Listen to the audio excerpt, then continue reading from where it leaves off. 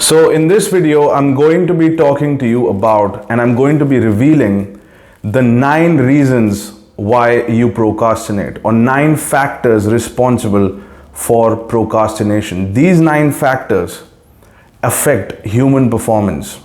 And if you don't know who I am, you're new to this channel, my name is Prithvi. I'm the founder of a healthcare investment company based in UAE. And in the last few years, I've managed to bring together several high-profile executives to be my business partners. I'm 29 years old, and these high-profile executives, there are 6 of them that I'm in a business partnership with, have 200 plus years of experience combined and billions of dollars in deal experience. And in the last couple of years, I've negotiated a $3.5 million deal, $10 million deal, $25 million deal, and $200 million deals. And these are negotiations I've been involved in. I've met public companies. I have met high-profile bankers that have financed, $300 million deals. And I must add that I don't have a finance background. I did not go through a formal education in finance. And what I'm doing is mergers and acquisitions, which is buying businesses. And I'm 29 years old. And in the last 12 years, I have been trying to build businesses, several businesses. A lot of projects failed because of reasons that I'm going to talk about in this video, and also because I wasn't able to get myself to take action at certain points. I have experienced lack of motivation, lack of inspiration, and just that lack of zest for life for a long time. And I have been investigating into this issue for last 12 years. And I wasn't able to find the reason. I procrastinated in school for my homework. Afterwards, the same thing carried on in my workplace, and I never knew what the reason was. I struggled with waking up in the morning. I felt tired, I felt drained. And that led to procrastination, lack of motivation. So I'm going to talk about 9 factors and maybe one bonus for you in this video. So number 1 factor, this is something, again, took a long time to discover, was the number 1 factor is someone else is control of your life, control of your time. When we are born, the parents control us, then the teachers control us, and finally the boss control us. So what does control look like? What do you mean, someone else is in control of my life? What are you talking about? For example, you go to work and your boss tells you from 9 to 5, you're going to do exactly what I tell you to do. It doesn't matter what your goals are for your life. It doesn't matter what you're dealing with. I don't care what you're dealing with. From 9 to 5, this is a basic salary, and you're going to do exactly what I tell you to do. And you're like, okay, whatever. And most of your day is gone. But he has control of most of your day in life. So obviously when you wake up in the morning, you are not even in control of your time. You are like, why the hell do I wake up? Why do I do this? Why do I do that? And my income is being taxed and I have bare minimum. So obviously it's justified that you feel lack of motivation because of the position that you're in. And it's very human to feel lack of motivation in that situation. And then you come back home and you're living with a girlfriend or wife, and she tells you, if you don't do this list of things, you're not gonna get sex. You may get food, which is gonna be bad quality, but you're not gonna get sex. So she controls food and sex. Or you come back home and you're living with your older brother, like me, and he owns the house. Or you live with your father and he owns the house. Well, he has a list of things for you, my friend, that he wants you to get done. Otherwise, you can't live in the house and you're a disobedient boy, and he's going to start taking things away from you. So we have these people surrounded that kind of control our life. You go meet your friends. Some of your friends have more power in the group than you. They have, done things for the group and done things for you. They control certain aspects of social life, and they have power. And if they tell you to do something, or if they invite you or something, you feel pressured to go. Otherwise, you will lose a few things that you're getting from that environment. and they have control. So this is a web of relationships that can control you and affect your mind. And in India, we call relationships bandhan, which literally means a trap. So that's a reason why at times you make plans and things do not work out, because to execute on those plans, you need power. You need to get your power back. And to get your power back is not that simple. You may have to restructure your life. You may have to find another career, another business, find a way to move out of the house, find a new girlfriend who's more supportive, and that may require a whole other skill. And it takes a whole restructuring process to get this power back, for you to finally feel like you're not a slave, that you are in control of your life, that you're in charge of your life, and that you want to actually live. And due to these reasons, I'll tell you honestly, I wanted to commit suicide because I did not feel in charge of my life. But here is the good news. I wrote down, I found solutions, and I got out of it. And that's what you need to do. So the first step is going to be identifying people who control your life, and we all have somebody who is in our life who does it. There is one more example of this. When I was building a company, one of the shareholders started to gain leverage over me. And then he started to run the company as he wanted, even though I was the major shareholder, even though I was the founder.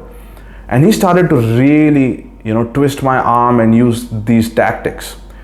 And if I had to get rid of him, there was a tremendous amount of risk I would take with my other shareholders, and it was a very complex situation. And for those reasons, I was just not motivated. I didn't even want to work in the company. I wanted to close the project down. This is too stressful, and I really sat down and I did this exercise, which is known as what's bothering me. What's bothering me, and who is bothering me. And I wrote down the person's name, and one of the name that came up was him, and the other one was my brother. And I didn't feel power in those areas. So I did the necessary steps. I removed both of these people from my life, and I was happy as Larry. I had no problem continuing the project, and it was good. Okay, now reason number 2, cause number 2 for procrastination and lack of motivation is fear related to action taking. Every action that you take has a potential negative or a positive consequence. Every action that you take, you can potentially get in trouble for it.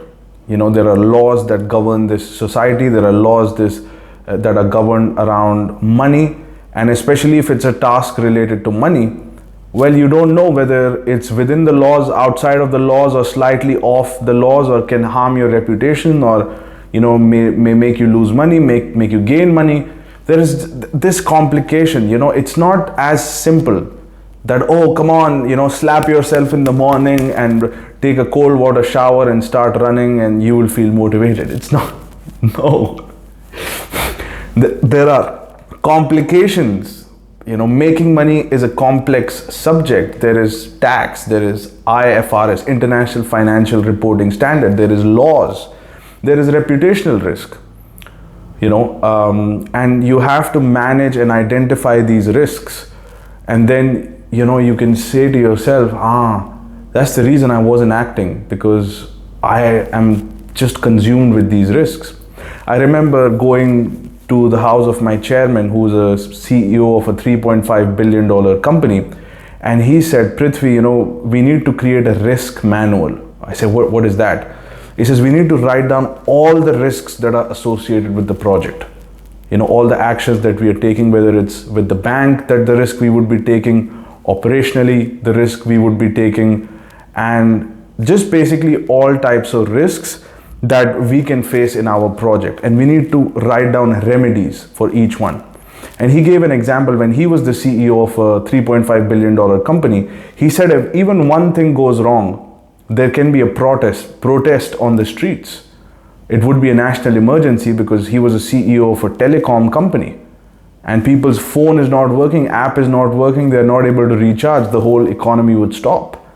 So it was a tremendous position that he was in, and he said we created a document with all the risks and protocols. And this is something that even it's done in flights. I mean, imagine a thing that flies in the air and you have coffee in it. I mean, that's a pretty risky thing, but they write down all the risks and they solve it, and hence they have the power to act. So fear of risk related to action taking is cause number 2. Cause number 3 is a skill gap. You are entering into a situation which you don't have the skill. For example, let's say it's a job interview and you really don't want to go. The reason you don't want to go is because you don't know how to probably give that job interview and secure a job precisely, or you're entering into a sales call and you don't know how to close. So there is a skill gap there. Or for me, when I was entering these $1 million negotiations at the beginning, I had no idea how to do this. I had to study books and take some courses to be able to understand how to do this, and I had to figure a lot of things out. And that causes fear. I didn't want to enter into negotiations. And then once I figured out, I would always have a negotiation strategy. I would sit down with somebody experienced who was in my team, and I would take their guidance. I would create a map. Okay, this is where the negotiation could go. This is where it could go. How do I do this? And I would write down all the scenarios, hammer it down. What's my top offer? What's my bottom offer? What's the middle ground? What are the terms? What are the risks? And I would solve that situation, and boom, I have power and I can execute. In business, you get paid to solve problems and challenges. So, and that's what you get paid for. So the third point was skill gap. You have some skill gap that you don't know how, and you should go get yourself a course, a mentor, a book that can help you develop that skill set. And you can write down all the skill sets. Let's say you have a goal or a dream. Well, what are the skill sets related to that goal or dream that you don't have that you need to get? It could be sales, it could be marketing, it could be something else, leadership, a new business, whatever it is. Write down the skill gap, find people who have really mastered that skill, pay them and get the skill. They have spent 15 years, they can teach you over a week the crux of what they know.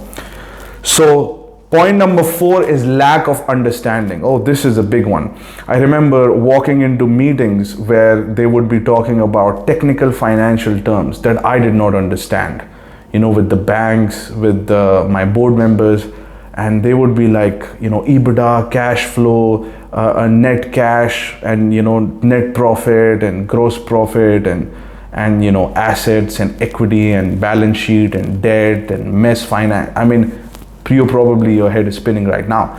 And that's what was happening with me, because I didn't understand what the hell is all of this, where am I? And I would go into a life crisis mode. So lack of understanding. So I read this book called Financial Intelligence, which explains fundamental terms clearly. Once I understood it, it was like a cloud of fog just lifted my brain, and I was like, let's go to the meeting. I'm going to talk about the cash flow and the net profit and the EBITDA.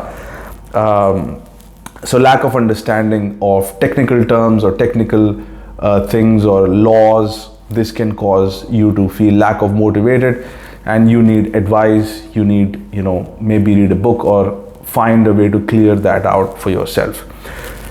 Fifth factor, fifth cause, fifth reason for motivation, lack of motivation, procrastination is challenges and problems. We have the starting point where we are, and we have something that we want. And the gap is the action and the strategy. And while you're executing the action and the strategy, you will face challenges and problems. In fact, if you did not have the challenges and problems, you would have that thing that you want. The thing that separates you from what you want is the challenges and problems.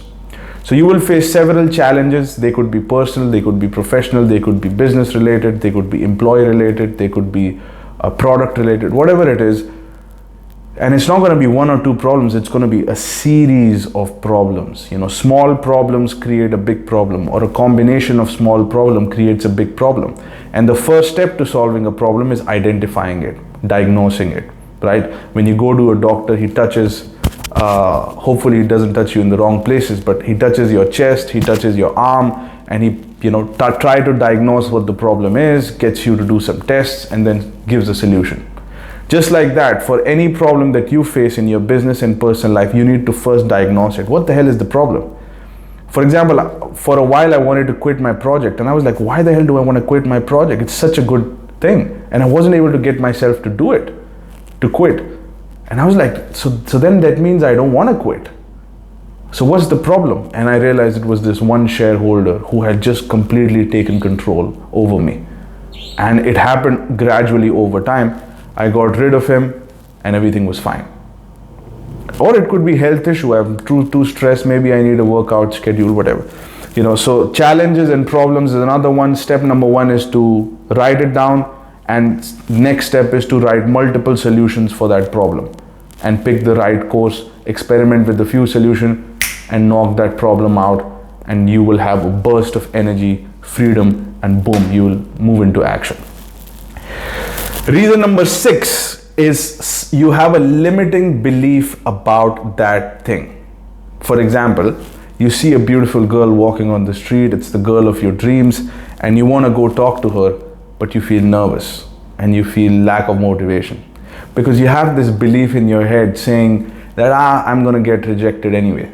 Or maybe she has a boyfriend, she's not interested, or she is this, she's a slut, she's a club girl, I don't like club girls. Whatever it is that stops you, that's a limiting belief. Okay, so somebody said something to you, somebody perhaps that wanted to control you, that said something about that girl to you in your mind, and that's holding you back. That's a limiting belief. Or it could be with the money. Or money is the root of all evil. That's another one. Or you cannot make more than $5,000. Come on, man. That's a limiting belief. And you have that resonating in your head,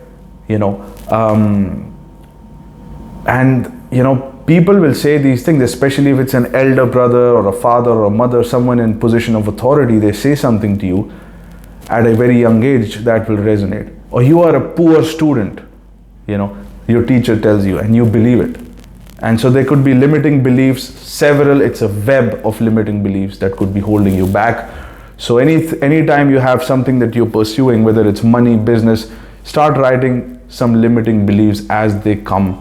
I have a document in my phone where I write this down, and every time I write it down, interesting, somebody else was trying to control my mind when I was young, and probably they had their limiting belief and that rubbed off on me. And that's the reason I'm very careful who I associate with, because everybody has got limiting beliefs and they will inflict it on you. I remember I was walking, and there have been times when I wanted to say hello to someone, and this guy will start yapping in my ears. Are you crazy? She's never going to say yes to you. And boom, your whole body freezes and you don't do it. So that's a limiting belief. Number 7 is lack of clarity as to what you want. It's like, have you had those times when you feel just lost, man? Fuck, I'm lost. I don't know what the fuck I want. I just don't know. So you got to write down what you want. Right from what you want to eat. What do I like to eat? Ask yourself, what do I like to eat? Because when we are children, we are just thrown, food, like have this. But nobody asks, what do we want, right? So you got to write down what exactly you want in every aspect of your life: health, relationships, money, success, business, finance, lifestyle. Write it down. If you're unhappy with your house, I want a bigger house. If you have an unattractive girlfriend, I need a more attractive girlfriend. Whatever it is, right? So clarity is extremely important. Clarity, when you write your goals down, you have a direction that you want to go, clear pathway of where you want to go. Then number 8 is you don't have the right strategy. So you know what you want, but you don't know how to get there. So at the top is the goal, and then you have the strategy. Strategy is a pathway to your goal. And once you have the pathway, then you have the action steps after the strategy. So you may have a wrong strategy and you have then a wrong action plan, because action plan is always going to be linked with strategy. And so if you're taking a lot of action and you're not getting any result, then you will get frustrated and you will get fall into resignation, which is lack of motivation, lack of which is what procrastination is. And that's related to strategy. That problem is related to strategy. So you don't have the right strategy. Sometimes you assume a strategy and you go in, you create a strategy and you start executing, result is not coming. But your goal hasn't changed, you still want the goal. So what you gotta do is you gotta change the strategy. And you may not have a strategy, you may have to find someone who has accomplished that goal to give you the strategy. And sometimes you gotta pay for it, right? You're going to the gym, you're not getting any result. You're trying to make the money, you're not making the money. You wanna start a business, but you're not able to start a business, you don't have the right strategy. You find someone who knows the strategy of the right business model and they tell you, they teach you, and sometimes you have to pay for it. I'll pay for it. You spent 10, 15, 20 years. Why would I spend that time? I just write a check, get the information and execute. You're the sucker. You did all the work and was confused most of your life. I'm gonna just leverage off your work. That's what I like to do also. So right strategy is one. This is a big one. Anytime you feel you're not getting results, you don't have the right strategy. Finally, you don't have a right action plan. So you may have a right strategy, but the action plan is something that is too slow, and that's why you feel lack of motivated. Your timelines are off the place. You think something could have happened in 6 months, but it has taken like 15 months, and the action plan is, there are these are more detailed oriented problems, like hiring an assistant could be one thing that you don't have, and if you do that, you could move faster. Or, the actions that you have written are not really the fastest pathway. So actions can be another reason why. Clarity of an action plan. You don't have a specific, clear action plan which is aligned with the fastest strategy to get what you want.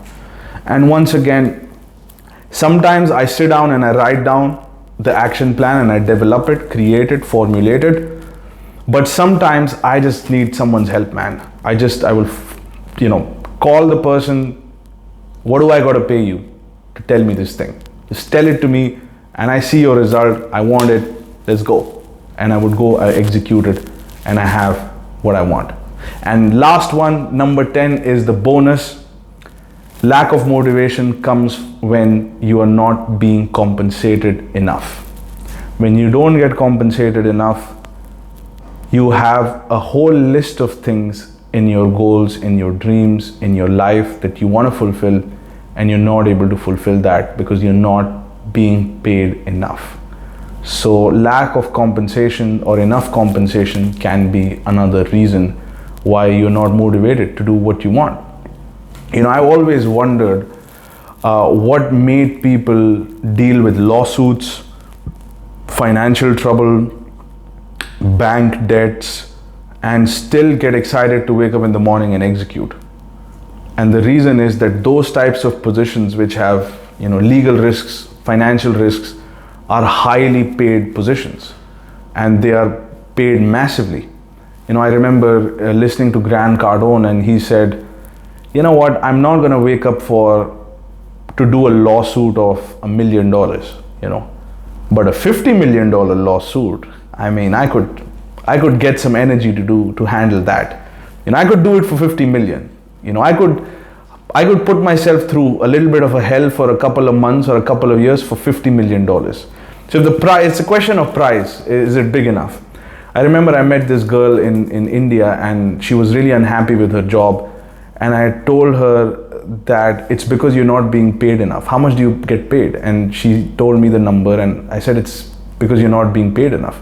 And he said, no, I don't think it's the payment. Actually, if I do something I like, I would be happy. It doesn't matter what I get paid for it. I said, that's not the case. What if I told you you have to spend only half the time that you're spending and you get paid like 5 times more? Would you like to do it? And she suddenly lit up and she said, yes, I would like to do it.